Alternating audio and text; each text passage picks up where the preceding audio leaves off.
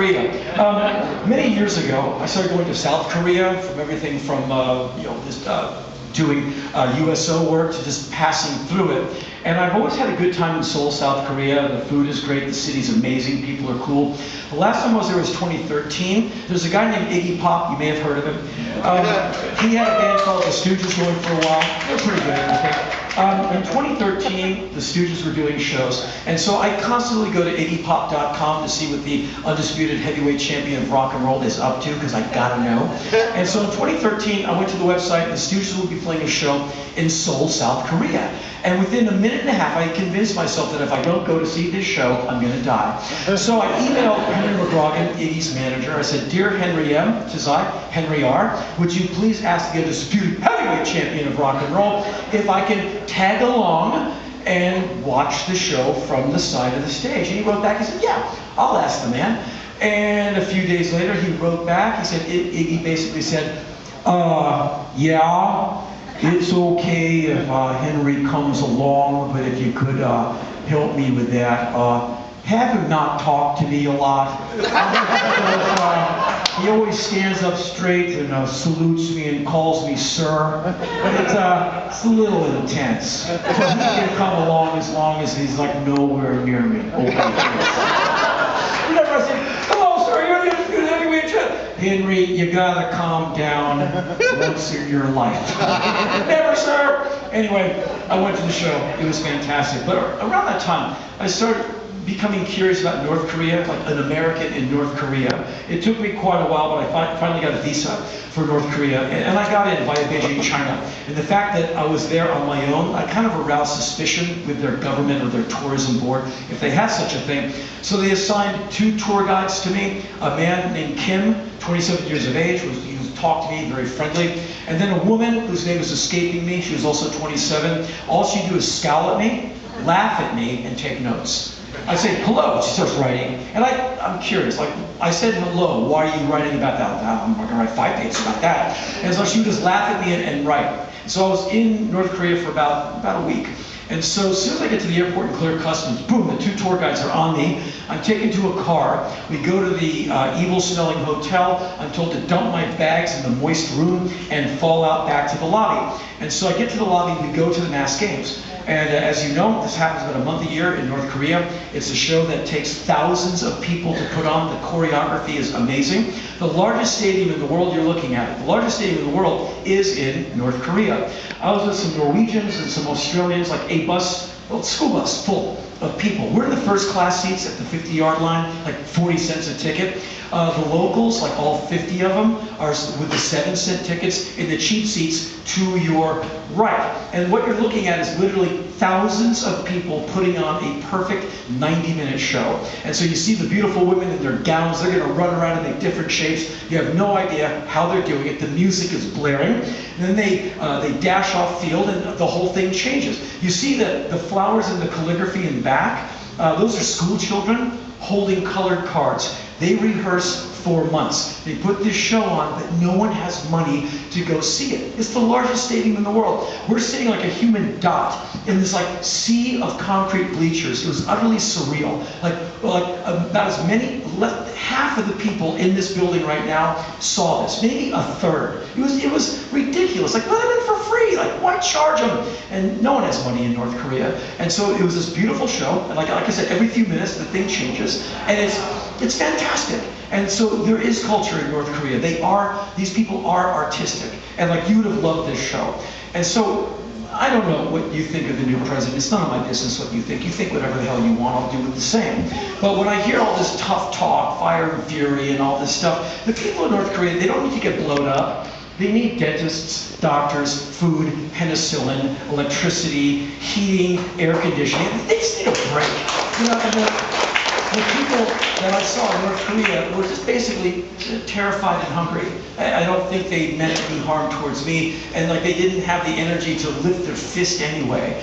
And this is one of the many photos I took that I had to show to Kim to get permission. You have to get permission. You like look at something, Kim, may I take a photo of that? Yes. Take the photo, show it to Kim. Can I keep it? Yes. So it's like a lot of asking and a lot of permission, because them's the rules. So I figured I better take propaganda photos of everything, a better chance of getting them out of North Korea. And then it just became fun. I'm going to make everything look as big and as phallic as possible. So I basically got on the ground as deep as I could to look up at this massive phallic thing as it goes right to the sky. And I showed this photo to Kim, and he said, I love this photo. Of course you like the photo, Kim. Metaphor, metaphor, metaphor. And so I became really good at propaganda photos. They should use my photos for the brochure. Come to see Pyongyang. I mean, come on. That is Kim Il-sung, and Kim loved that photo as well. And so one of the photos Kim never knew I took, kind of sneaky cam, is out of my hotel room. That's Pyongyang, North Korea. I don't know if you've ever seen kind of an overhead shot. It's not some dusty village. It's not primitive at all. It's just underfunded.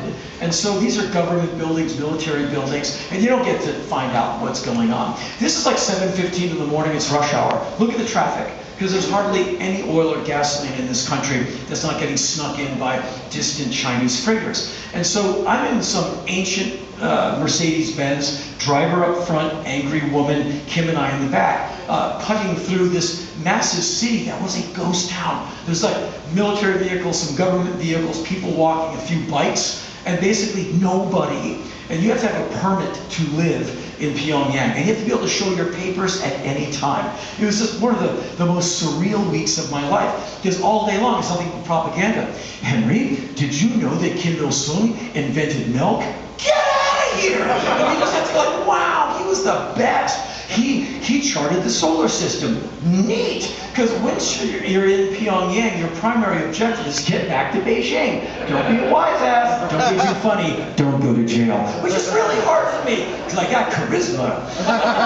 Anyway, I figured out by day 3 or 4 that Kim is not going to give me any information that's not in the manual of what to give an outsider. So the only way for me to get information from him was to poke him gently and get him out of the pull the string and get the information into like in the moment mode. And it happened right at this photo opportunity. We have just come out of seeing the dead body of Kim Il-sung, which is in a vacuum sealed glass box a la Lenin at the Kremlin. We're out looking at these people in this insufferably hot, humid weather with no moving air. And they're holding these like paper leaves, like they're going to do something. So I said, Kim, what are they doing? He said, I don't know. And he asked that cop at the bottom of the screen. He didn't know either. He's basically guarding it against unrest. And this is when Kim gave me my in. He shouldn't have done it. He said, Henry, did you know that Kim Il-sung Square is bigger than Tiananmen Square? And I saw my in. I said, Kim, when was the last time you were at Tiananmen Square? Because he can't go. He said, I've never been. I said, Kim, I've been to Tiananmen Square a whole bunch of times, which is true. Whenever I'm in Beijing, I stay in a hotel like 4 big blocks away from Tiananmen Square. And I always like get out of the room and go. Hot weather, cold weather, it's amazing.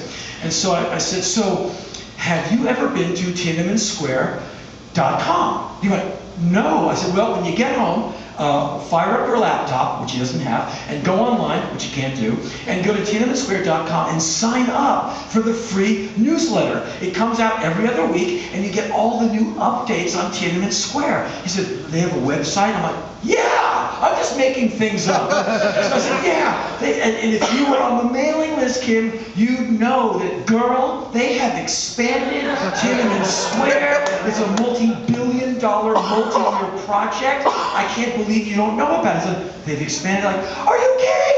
Miles in every direction.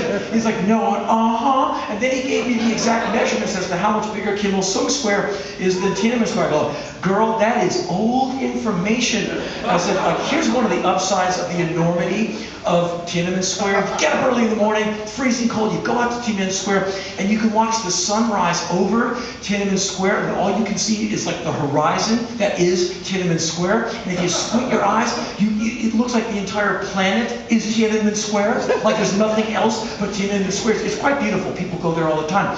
But one of the downsides of the new size of Tiananmen Square, Kim, is that it becomes a dangerous problem. He said, no, ours is bigger, and it's not dangerous. I go, no, yours is cuter. And I like it because I can see the edges of it and I can accept it as an existential thing in the universe. But anyway, the downside of the new Tiananmen Square is people go out naively wandering on it. Like, I'll go out for a walk on Tiananmen Square. Kim, by day 2, they've become disoriented. By day 3, they've lost their will to live. Their water has run out.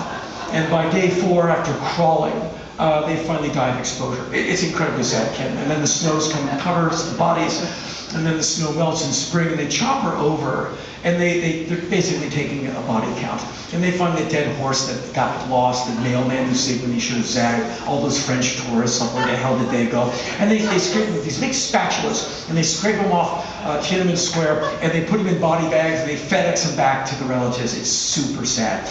That's when he knew I was full of it. I had him for 3.5 minutes. And then he went, hey, he got so mad at me, he stormed away. And I run after him like, I'm only playing. He stood by our car and sulked for a good 3 minutes. Ours is bigger. Okay. Anyway, this is the